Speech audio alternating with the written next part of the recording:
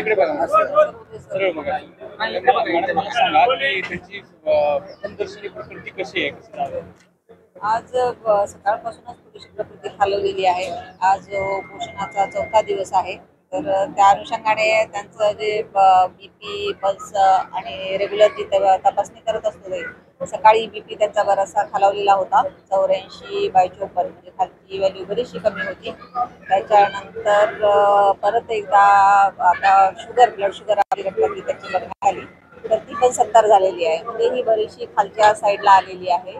तर त्याच्यासाठी त्यांना उपचाराची अत्यंत आवश्यकता आहे. आम्ही वारंवार त्यांना विनंती करतोय. सगळी आमची डॉक्टरांची टीम आहे, फिजिशियन आहेत, एक्सपर्ट आहेत, सिव्हिल सर्जन साईडची त्यांच्याकडची पण टीम आलेली आहे आणि आमचे वैद्यकीय अधिकारी इथं 24 तास उपलब्ध आहेत.